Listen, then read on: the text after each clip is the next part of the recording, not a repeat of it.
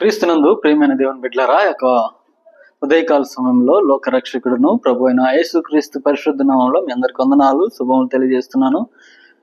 నేటి దేవుని నూతన కృపా వాగ్దానాన్ని మనం అందరం కూడా కలిసి ధ్యానించుకుందాం. కీర్తనల గ్రంథం 147 గుండె చెదిరిన వారిని ఆయన బాగు చేయవాడు, వారి గాయములు కట్టువాడు. దేవునామనికి స్తోత్రాలు.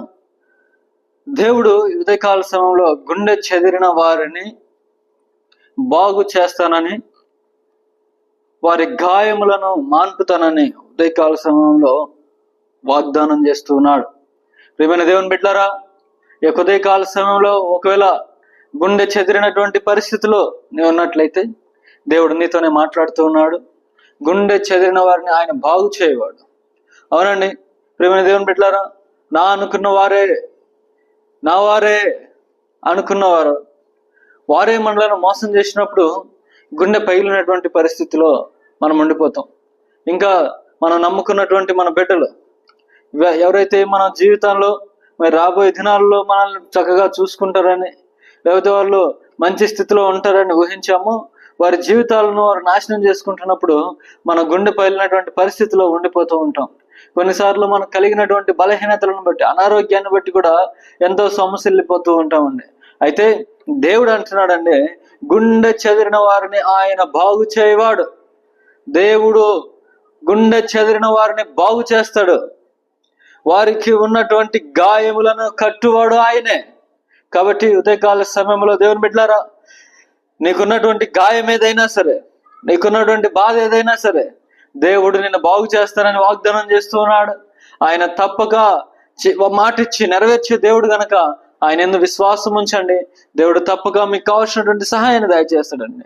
అవునండి ప్రియమైన దేవుని బిడ్డలారా, నా అనుకున్న వాళ్ళే మనల్ని కాదని మోసం చేసి వెళ్ళిపోయినప్పుడు, లేకపోతే నా జీవితం అంతా దేని మీద అయితే నువ్వు ఆధారపడి ఉంటున్నావో, ఒకవేళ ఉద్యోగం అనుకోండి, ఉద్యోగం మీద ఆధారపడితే ఉంటే ఉద్యోగంలో మరి ఉద్యోగం కోల్పోయినప్పుడు మరి గుండె చెదిరినటువంటి స్థితిలో ఉండిపోతూ ఉంటామండి.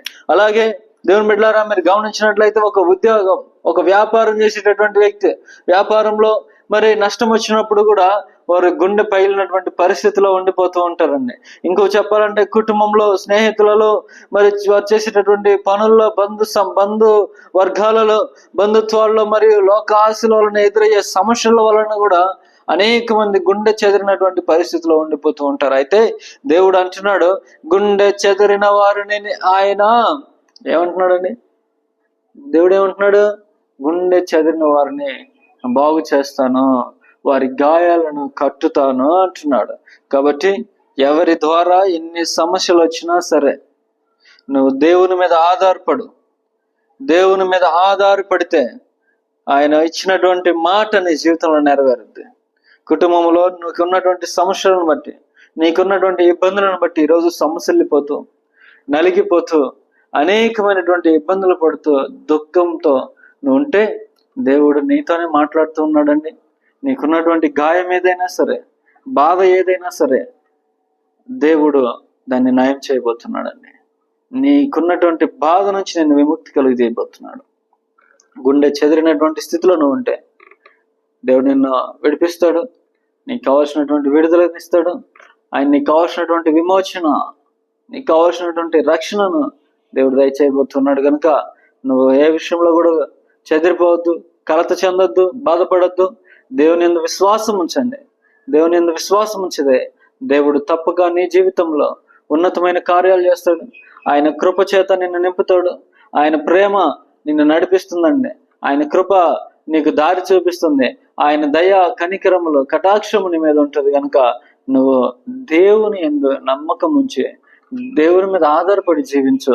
అప్పుడు నీ యొక్క స్థితి మారుతుంది. గుండె చెదిరిన నిన్ను దేవుడు నీ గుండెను ఉన్నటువంటి గాయాన్ని మాన్పేసి దేవుడు నీకు మంచి ఆరోగ్యాన్ని ఇస్తాడు. నీకు కావాల్సినటువంటి సమాధానాన్ని ఇస్తాడు. నీకు కావాల్సినటువంటి సంతోషాన్ని ఇస్తాడు.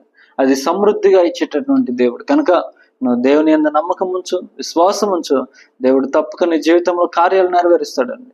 గుండె చెదిరిన పరిస్థితిలో నువ్వు ఉన్నావా? నీ ఆర్థిక సమస్యలను బట్టి, నీ శరీరంలో ఏర్పడినటువంటి రోగాన్ని బట్టి గుండె చెదిరిన స్థితిలో ఉన్నావా? ప్రియమైన దేవుని బిడ్డలారా, 38 సంవత్సరాలు కోనేటి దగ్గర పడినటువంటి ఒక వ్యక్తిని ఈరోజు మేము మీకు పరిచయం చేయాలని ఆశపడుతున్నాను. మనందరికి పరిచయం అయినప్పటికీ ఇంకొకసారి గుర్తు చేయాలని నేను ఇష్టపడుతూ ఉన్నానండి. 38 సంవత్సరాలు మరి యేసుక్రీస్తు ప్రభువు అక్కడికి వచ్చి స్వస్థపడగోర్చున్నావు అని అడిగినప్పుడు, అయ్యా నన్ను కోనేటిలో దేవదూత వచ్చి కదిలించిన తర్వాత నన్ను తీసుకెళ్లి దించడానికి నాకు ఎవ్వరు లేరు అంటున్నాడు. నేను వెళ్ళే లోపల వేరే వాళ్ళు దూకుతూ ఉన్నారు అంటున్నాడు. అంటే ఆయనకు ఎవరు సహాయం చేసేటటువంటి పరిస్థితిలో లేరు. ఆయన స్థితి ఎంతో అవమానకరమైనటువంటి స్థితి. మరి 38 సంవత్సరాలుగా ఒకే స్థితిలో పడిపోయినటువంటి స్థితి, బలహీనపరిచేటటువంటి రోగము ఆయనలో ఉన్నది. అయితే ఆయనలో ఒక నిరీక్షణ ఉన్నది, నేను ఎలాగైనా ఆ కోనేటిలోకి దిగాలి, అప్పుడు నేను స్వస్థపరచబడతాను అన్నాడు అనుకుంటున్నాడు. అయితే యేసుక్రీస్తు ప్రభువు అక్కడికి వచ్చారు. నువ్వు స్వస్థపడగోర్చున్నావా అని అడిగారు. అతన్ని నీ పరుపెత్తుకొని నడవమన్నప్పుడు అతన్ని పరుపెత్తుకొని 38 సంవత్సరాలు కదలలేనటువంటి పరిస్థితిలో ఉన్నటువంటి అతను మరి ఆ సమయంలో ఆ యొక్క పరుపును ఎత్తుకొని అతను నడుచుకుంటూ వెళ్ళిపోయినట్లుగా మనం లేఖనాల్లో చూస్తున్నామండి. కాబట్టి దేవుని బిడ్డలారా, ఈరోజు దేవుని యందు నువ్వు కూడా నమ్మకం ఉంచు, దేవుని యందు విశ్వాసం ఉంచు. దేవుడు నిన్ను కూడా ఈ యొక్క ఉదయకాల సమయంలో అడుగుతున్నాడు, నువ్వు కూడా స్వస్థపడగోరుచున్నావా? గుండె చెదిరిన స్థితిలో నువ్వు ఉన్నావా? నేను నిన్ను స్వస్థపరుస్తాను, నేను నీ స్థితిని బాగు చేస్తాను, నీ ప్రతికూల పరిస్థితులన్నిటి నుంచి నేను నిన్ను విడిపిస్తానని దేవుడు ఈ యొక్క ఉదయకాల సమయంలో నీతో వాగ్దానం చేస్తున్నాడు. కనుక ఈ వాగ్దానము పట్ల నువ్వు విశ్వాసం ఉంచు. దేవుడు నీ పక్షాన ఉండి నీ కుటుంబంలో ఉన్నతమైన కార్యాలు చేస్తాడు.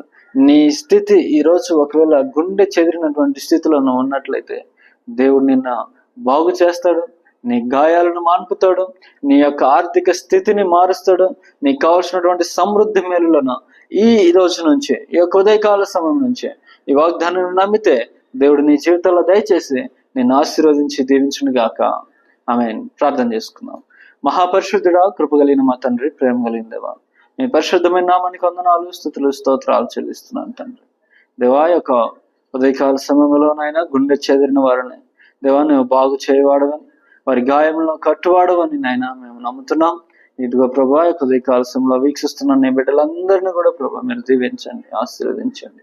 గుండె చెదిరిన వారిని ప్రభా ఏ స్థితిలో అయితే నాయన, ఏ పరిస్థితులు అయితే వారిని గుండె చెదిరిన స్థితిలో నిలబెట్టే మాకు తెలియదు ప్రభా. అయితే ఆ స్థితులన్నిటిని మార్చి నువ్వు ఆనందాన్ని, సంతోషాన్ని, నెమ్మదిని, ఆరోగ్యాన్ని, బలాన్ని వారికి ఇస్తావని మేము నమ్ముతున్నాం. గొప్ప కార్యాలని బిడ్డలందరి చేతుల్లో మీరు చేయమని యేసుక్రీస్తు పరిశుద్ధ నామములో ప్రార్థన చేస్తున్నాను తండ్రి. ఆమేన్.